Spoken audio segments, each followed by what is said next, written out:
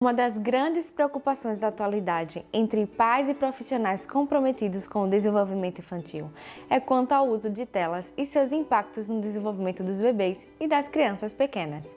Uma preocupação justificada, uma vez que a Sociedade Brasileira e Americana de Pediatria recomendam que bebês menores de 2 anos não sejam expostos à tela, mesmo que passivamente. Entre 2 e 5 anos de idade, é recomendado que as crianças utilizem apenas a tela por 1 hora. Mas quais são os malefícios que as telas podem de fato causar para o desenvolvimento dos nossos pequenos? Olá, meu nome é Julieme e logo de cara eu vou te falar o seguinte: não, as telas não causam o autismo. Mas isso não significa que existem muitas situações em que as telas devam ser evitadas. Vem comigo que eu vou te explicar melhor essa história. E se você é novo por aqui e quer saber mais sobre maternidade e paternidade, inscreva-se no meu canal aqui embaixo para não perder nenhum vídeo novo. Nos primeiros 2 anos de vida, o bebê percebe e aprende sobre o mundo pelos sentidos. Por exemplo, a palavra maçã não significa nada para um bebê que acabou de nascer. Mas após segurar a fruta, sentir o seu formato redondo, sua temperatura fria, sua firmeza, sentir o cheiro e perceber o seu aroma doce, colocar na boca e notar a crocância, acompanhada por um sabor cítrico, o bebê começa a aprender que isso é uma maçã. E repetindo essa experiência diversas vezes, ouvindo seu cuidador dizer a palavra maçã acompanhada da experiência de pegar e comer uma maçã, o bebê passa a ter uma representação cognitiva do que é a fruta. Não é verdade? Não tem como negar que o meio ambiente possui uma variedade de estímulos e riquezas e experiências de que um programa de TV, por mais pedagógico e adequado que seja, jamais conseguiria reproduzir, pois esses programas de TV trabalham apenas com a estimulação visual e auditiva. Ver uma poça de água na TV acompanhado da palavra água nunca se compararia à experiência de colocar o pé na poça. Olha quantas experiências o seu bebê vai ter só por pisar em uma poça de água de verdade.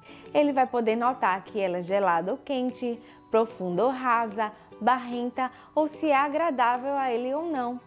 Essa é uma das razões mais genuínas pelos quais todos nós deveríamos evitar o excesso de exposição às telas com os nossos bebês. No mundo em que os adultos vivem cada vez menos nas redes comunitárias e se isolam em apartamentos fechados, os bebês perdem a oportunidade de conhecer o mundo.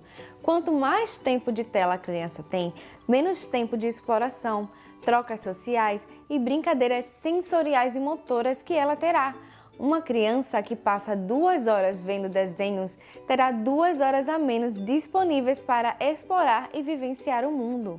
Outro ponto muito relacionado à modernidade é que utilizamos das telas como chupetas eletrônicas. Você concorda comigo? Inclusive, os próprios adultos fazem isso com eles mesmos.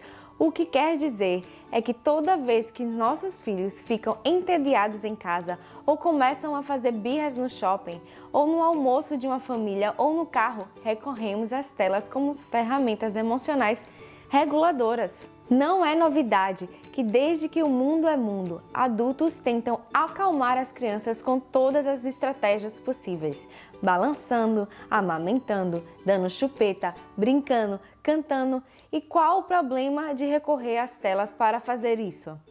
Absolutamente nenhum. Desde que não seja a única e a principal ferramenta do processo de ensino.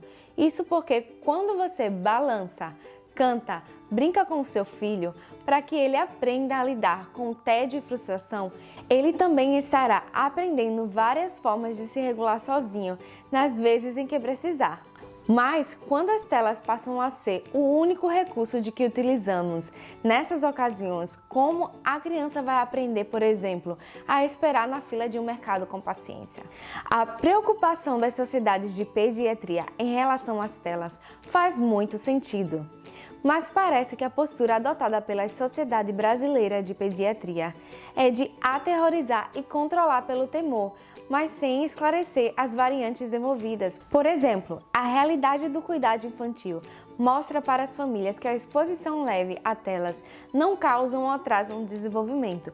Isso faz com que as escolhas de expor as crianças às telas permaneçam. Esses discursos negativos sobre as telas se dirigem apenas para as mães, que são geralmente as principais responsáveis pelo cuidado dos bebês. Mas quem fica com a criança para que a mãe lave o cabelo ou cozinhe um arroz ou um feijão? Qual a estrutura de amparo que essa mesma sociedade propõe para essas mulheres? A preocupação da ciência é sempre de propor a melhor solução da saúde pública possível para que a comunidade faça escolhas mais informadas, mas nenhuma delas é imune a risco. O que estou dizendo nesse vídeo é que sabemos que dar macarrão para os nossos filhos não é a melhor escolha de saúde e que mandar danoninho no lanche da escola também deve ser evitado. Mas se essas escolhas forem feitas com pouca frequência e não como uma regra, dificilmente prejudicam o desenvolvimento e a saúde dos pequenos. O mesmo raciocínio precisa ser feito quando o assunto é telas. Os estudos que tratam dos atrasos gerados pelas telas em bebês consideram uma exposição moderada, que são exposições com mais de 2 horas de tela por dia. Não é sobre um uso leve, por exemplo, quando uma pessoa precisou sair para fazer um xixi, ou aquela parte da viagem que você está tão cansada, ou até mesmo os dias em que você está exausta e precisa descansar um pouco. Eu não conheço estudos robustos que demonstrem que a exposição a telas modifiquem o cérebro. E se você conhece, por favor, coloque aqui nos comentários. O que realmente acontece é a perda da oportunidade de aprendizado e também efeitos de exposição a conteúdos que não são adequados para as crianças. Isso sim me preocupa muito. Por isso, muito mais do que demonizar e simplesmente proibir, é preciso orientar as famílias às situações em que as telas devem ser evitadas. O uso de telas precisa ser mediado pelos adultos que estejam com a criança e deve acontecer o mínimo possível. É fundamental que as crianças sejam estimuladas, tenham a possibilidade de explorar o mundo sensorialmente, conversem e brinquem com seus pais, familiares, amigos e com outras crianças da mesma idade e aprendam a lidar com as emoções negativas que fazem parte da vivência humana. Mas pode fazer o seu feijão tranquila enquanto o seu filho assiste a Galinha Pintadinha ou A Nossa Vida com Alice, sem medo de que isso vai gerar atrasos no desenvolvimento do seu pequeno. Só não se esqueça de brincar e de se comunicar o bastante com ele no resto do tempo. Se você gostou das informações que eu te passei nesse vídeo, deixa um gostei. E se você quer ver mais vídeos como esse, se inscreva aqui embaixo para me acompanhar. Muito obrigada! Tchau!